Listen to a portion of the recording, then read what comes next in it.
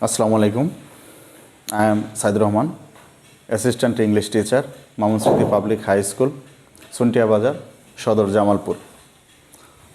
Now, today's discussion issue is tech question, an important topic of class 9. In English second paper, you have to answer many types of grammatical items. Tech question is one of them.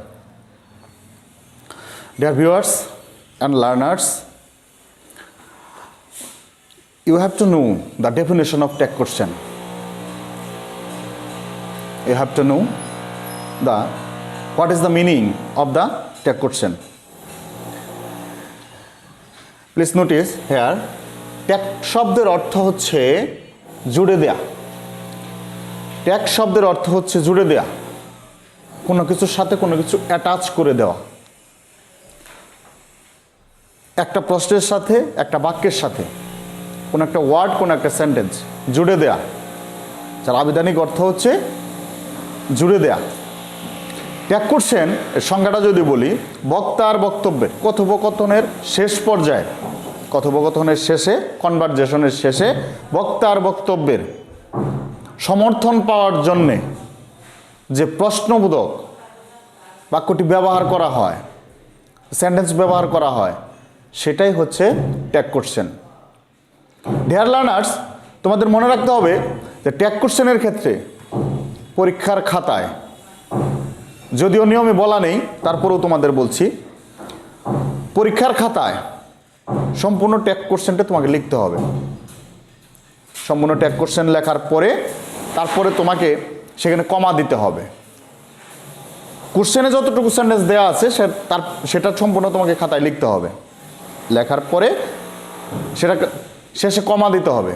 কমা দেওয়ার পরে যদি tag কোশ্চেনের rules মোতাবেক সেন্টেন্সটা যদি affirmative হয় তাহলে tag question negative হবে। যদি মূল সেন্টেন্সটা নেগেটিভ হয় তাহলে ট্যাগ কোশ্চেনটা অ্যাফার্মেটিভ হবে। অর্থাৎ যেখানে ইয়েস সেখানে নো, যেখানে নো সেখানে ইয়েস, এটা তোমাকে মাথায় রাখতে হবে। এটা হচ্ছে প্রাইম ইস্যু। একটা ট্যাগ কোশ্চেনের প্রাইম ইস্যু হচ্ছে ইয়েস অ্যান্ড নো। একটা সেন্টেন্সে যখন মূল সেন্টেন্সটা অ্যাসার্টিভ ধারায় থাকবে, নটের কোনো ব্যবহার থাকবে না, সেক্ষেত্রে আমাদের কমার পরে যেটা ব্যবহার করবে সেখানে নট ব্যবহার করতে হবে, অর্থাৎ নেগেটিভ করতে হবে। আর যদি ট্যাগ কোশ্চেনের মূল সেন্টেন্সটাই নেগেটিভ হয় সেক্ষেত্রে আমাদের অ্যাফার্মেটিভ করতে হবে। যদি একটা সেন্টেন্সের ভিতরে we can use many auxiliary verbs. There are many auxiliary verbs to use in the tag question. একটা সেন্টেন্সে অবস্থান থাকতেও পারে অক্সিলারি ভার্বের am, is, are, was, were, can, could, may, might, shall, should, will, would থাকতে পারে, আবার নাও থাকতে পারে। যদি একটা সাহায্যকারী ভার্ব থাকে সেটা আমাদের জন্য সহজ। কোন টেন্সে আছে এটা আমাদের মডিফাই করতে হবে না, এটা আমাদের মার্ক করতে হবে না, চিহ্নিত করতে হবে না। কিন্তু যখনই আমাদের অক্সিলারি ভার্ব থাকবে না, উইদাউট অক্সিলারি ভার্ব, সেক্ষেত্রে আমাদের টেন্স আইডেন্টিফাই করতে হবে। সেক্ষেত্রে প্রেজেন্ট অ্যান্ড পাস্টের উপরে আমাদের ডু, ডিড, ডাস ব্যবহার করতে হবে। যদি present indefinite tense, subject first person, present indefinite tense subject third person singular number, সেক্ষেত্রে ডাস ব্যবহার করতে হবে। Present indefinite tense third person singular ব্যতীত যে কোনো সাবজেক্ট যদি থাকে সেক্ষেত্রে আমাদের ডো ব্যবহার করতে হবে। পাস্ট টেন্সে কোনো সাবজেক্ট ম্যাটার করবে না, শুধুমাত্র একটা অক্সিলারি ভার্ব, সেটা ডিড ব্যবহার করতে হবে। যদি উইদাউট অক্সিলারি ভার্ব, সাহায্যকারী ভার্ব ছাড়া যদি আমাদের টেন্স আইডেন্টিফাই করতে হয়, সেটা যদি আমরা পাই পাস্ট টেন্সে, তবে একটা মাত্র ভার্ব, সেটা ডিড ব্যবহার আমাদের করতে হবে। যদি আমরা একটা সেন্টেন্স, ট্যাগ কোশ্চেনের একটা সেন্টেন্স যদি আমরা আইডেন্টিফাই করতে পারি যেটা ইম্পারেটিভ সেন্টেন্স, কিছু বিষয় আমাদের মাথায় রাখতে হবে, রুলস রেগুলেশন অনুসারে আমাদের ট্যাগ কোশ্চেন করতে হবে। যদি ভার্ব দ্বারা শুরু থাকে, আমরা জানি যে একটা সেন্টেন্সের সাবজেক্ট থাকে না, সেটাই হচ্ছে ইম্পারেটিভ সেন্টেন্স। মূল ভার্ব দ্বারা শুরু থাকে, সেন্টেন্সটা চেনার উপায় হচ্ছে মূল ভার্ব দ্বারা শুরু থাকবে, লেট দ্বারা শুরু থাকবে। যদি মূল ভার্ব দ্বারা শুরু থাকে সেক্ষেত্রে যদি নটের ব্যবহার না থাকে আমরা উইল ইউ ক্যান ইউ আমরা ব্যবহার করতে পারি।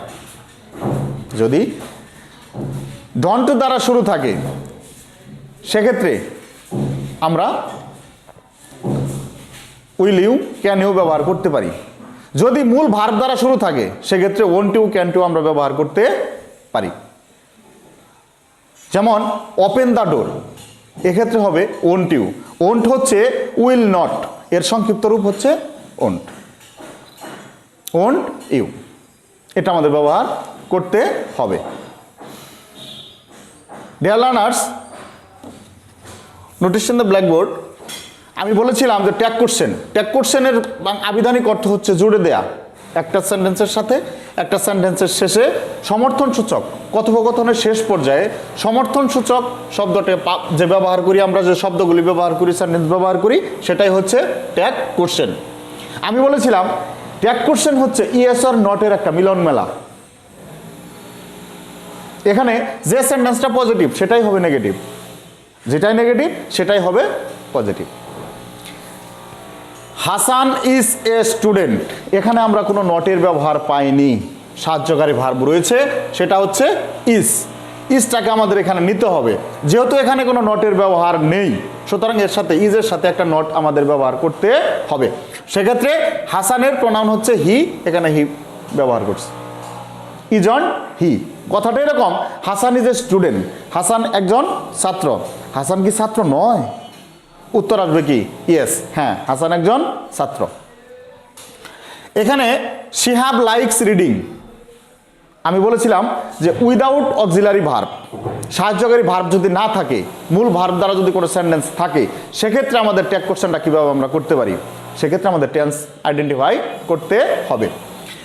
Shihab third person singular number, likes ভার্বের সাথে এস বাই এর যোগ আছে, রিডিং নিঃসন্দেহে প্রেজেন্ট ইনডিফিনিট টেন্স, ভার্বের সাথে ইয়েস যোগ আছে, নিঃসন্দেহে লড়াই বাফি, নিঃসন্দেহে present indefinite tense.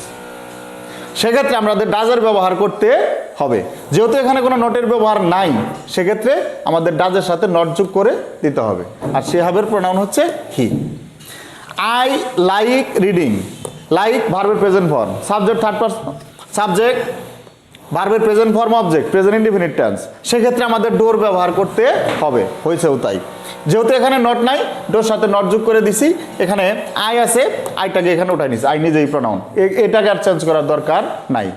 You have to mind it, তোমাকে মনে রাখতে হবে যদি নাউন থাকে নাউনের প্রোনাউনটা ব্যবহার করতে হবে, কিন্তু কোনো প্রোনাউন থাকলে সেই প্রোনাউনটাকে আর উল্টিয়ে সেটাকে অন্য প্রোনাউনে নেওয়া যাওয়া যাবে না, যদি করো তাহলে সেটা ভুল হবে। দেখো হুসাইন লাইকড রিডিং, হুসাইন পড়তে পছন্দ করত। আমি একটা সেন্টেন্সই তিনটা মোডে লিখছি, এজন্য লিখছি যাতে তোমাদের বুঝতে সুবিধা হয়। হুসাইন লাইকড রিডিং, হুসাইন পড়তে পছন্দ করত, ভার্বের সাথে ইডি যোগ আছে, নিঃসন্দেহে পাস্ট ইনডিফিনিট টেন্স, যেহেতু এখানে হ্যাভ হ্যাজ নাই।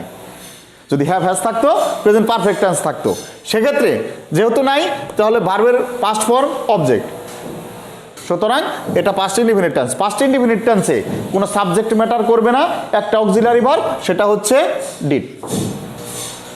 যেহেতু এখানে নটের কোনো ব্যবহার নেই সুতরাং ডিডের সাথে নট ব্যবহার করছি আমরা, didn't he. Do the work imperative sentence, যে সেন্টেন্স ভার্ব দ্বারা শুরু থাকবে, লেট দ্বারা শুরু থাকবে, সেটাই হবে imperative sentence. Do the work, কাজটা করো, সেক্ষেত্রে উইল নট ইউর সংক্ষিপ্ত রূপ হচ্ছে ওন্ট ইউ, ওন্ট ইউ প্রশ্নবোধক চিহ্ন, won't you. Don't open the door, যেহেতু এখানে নেগেটিভ করা আছে, যেহেতু নেগেটিভ করা আছে এই পাশে নেগেটিভ করা যাবে না। এখানে আমরা প্রথমে খেয়াল করছি যেখানে নট নেই, ডু দ্য ওয়ার্ক কাজটা করো, এখানে উইল নট ইউ অর্থাৎ won't you. Don't open the door, দরজাটি খুলো না, তাহলে উইল ইউ খুলবে কি? এখানে আমাদের উইল ব্যবহার করতে হবে। নিচে কিছু ক্রিটিক্যাল ইস্যু আছে, সেগুলোর মধ্যে most of us, some of us, none of us, এই প্রোনাউনগুলো যদি থাকে, us most of us, some of us, none of us, এগুলার প্রোনাউন হবে উই। তবে সেন্টেন্সের উপর ভিত্তি করে সেটা যদি অ্যাফার্মেটিভ নেগেটিভ থাকে, অ্যাফার্মেটিভ থাকলে পরবর্তী সময় নেগেটিভ, আর যদি নেগেটিভ থাকে তাহলে হবে অ্যাফার্মেটিভ। শুধু লেট দ্বারা যদি শুরু থাকে তাহলে হবে উইল ইউ। শুধু লেট দ্বারা যদি শুরু থাকে, যেমন let me do the work, আমাকে কাজটি করতে দাও, এটা হবে will you. Let them play football, তাদেরকে ফুটবল খেলতে দাও, এটা হবে উইল ইউ। যদি লেটস থাকে, যদি লেটস থাকে তাহলে হবে শ্যাল উই, চোখ বন্ধ করে। লেটাস থাকলেই চোখ বন্ধ করে তোমরা যেটা করবা সেটা হচ্ছে লেটাস থাকলেই শ্যাল উই লিখে দিবা। সামওয়ান, সামবডি, এভরিওয়ান, এভরিবডি যদি থাকে, এভরিওয়ান যদি থাকে সেক্ষেত্রে এদের প্রোনাউন হবে দে। আমি আবার রিপিট করতেছি, সামওয়ান, সামবডি, এভরিওয়ান, এভরিবডি যদি থাকে এদের প্রোনাউন হবে দে। সেন্টেন্সের উপর ভিত্তি করে ইয়েস অর নট এটার ব্যবহার শেষে হবে।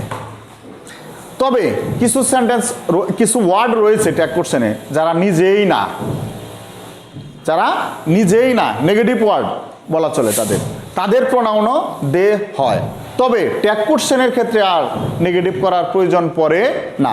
যেমন নোবডি, নো ওয়ান, নান। নোবডি, নো ওয়ান, নান, এদের প্রোনাউন হবে দে। নোবডি, নো ওয়ান, নান, এদের প্রোনাউন হচ্ছে দে। এরা নিজেই না, ট্যাগ কোশ্চেনের ক্ষেত্রে আর দ্বিতীয়বার নেগেটিভ করার প্রয়োজন পড়ে না। তবে সামওয়ান, সামবডি, এভরিওয়ান, এভরিবডি এদের প্রোনাউনও দে হয়, কিন্তু এরা পজিটিভ ওয়ার্ড। ট্যাগ কোশ্চেনের মূল শব্দে যদি, মূল বাক্যে যদি নটের ব্যবহার না থাকে তবে আমাদের নটের ব্যবহার করতে হবে। তবে যদি নট থাকে সেক্ষেত্রে আমরা নটের ব্যবহার করব না।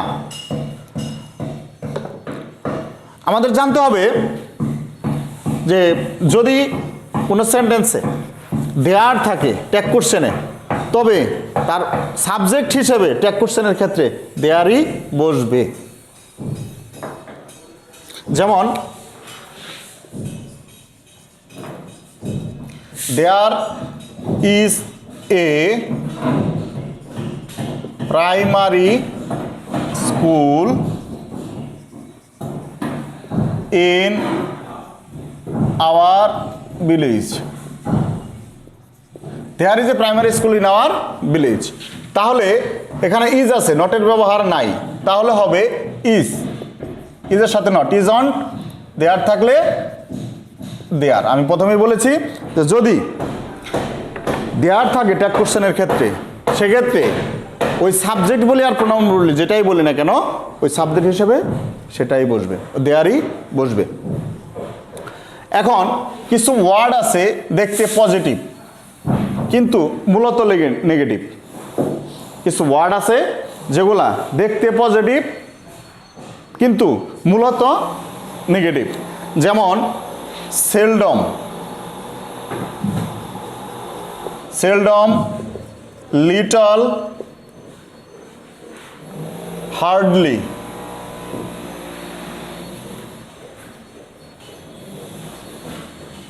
লিটল, হার্ডলি এরা হচ্ছে negative word.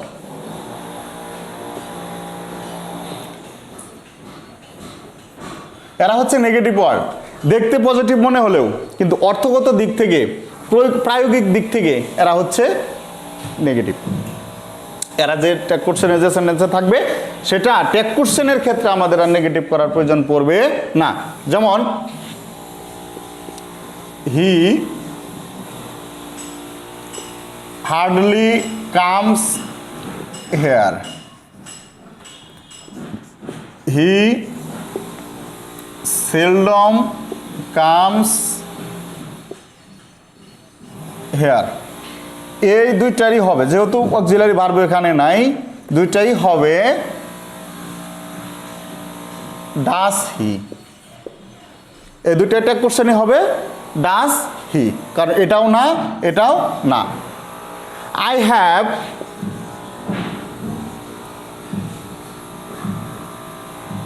A little rice, অর্থাৎ আমার কাছে যে চাউল রয়েছে সেটা নাই বললেই চলে। I have a little rice মানে আমার কাছে যে চাউল রয়েছে সেটা নাই বললেই চলে। এই লিটলও নেগেটিভ ওয়ার্ড, সুতরাং এখানে আর আমাদের নটের ব্যবহার করতে হবে না, তাহলে হবে হ্যাভ আই, আমাদের হবে হ্যাভ আই।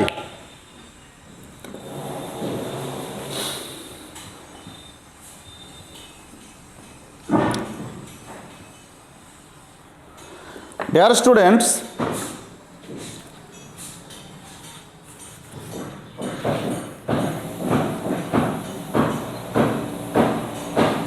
আমাদের প্রায়োগিক কয়েকটা বিষয় আমাদের খেয়াল করতে হবে।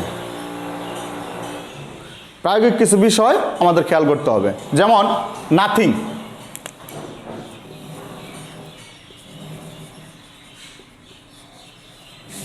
নাথিং এর প্রনাউন হচ্ছে ইট।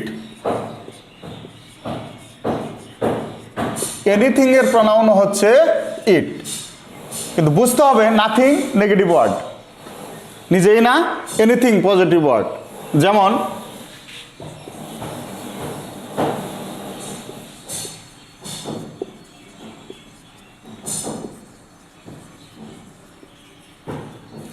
নাথিং ক্যান হ্যাপেন, কোনো কিছুই ঘটতে পারে না। আবার এনিথিং ক্যান হ্যাপেন, যে কোনো কিছুই ঘটতে পারে। যেহেতু নাথিং নিজেই না, সুতরাং এখানে আর নট ব্যবহার করা যাবে না, তাহলে এখানে হবে ক্যান। ক্যান ইট, নাথিং এর প্রনাউন হচ্ছে ইট। আর এনিথিং পজিটিভ ওয়ার্ড, ক্যানের সাথে নট ব্যবহার করতে হবে যেহেতু নট নাই, ক্যান ইট, এটাই। যদি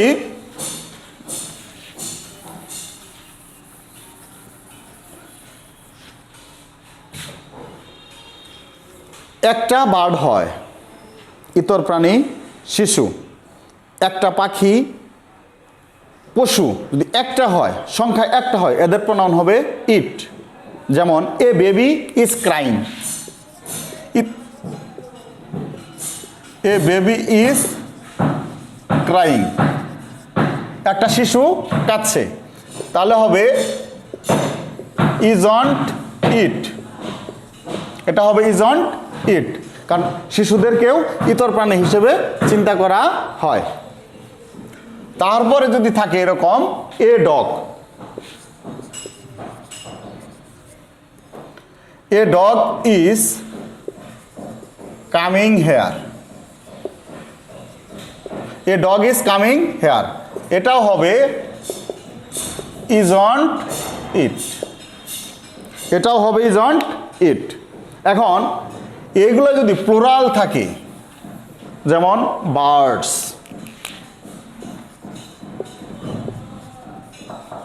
অনেকগুলা, এদের প্রনাউন হবে দে। একটা পাখি হলে ইট লিখতাম, যেহেতু অনেকগুলা পাখি আছে সুতরাং হবে দে। যেমন বার্ডস ফ্লাই,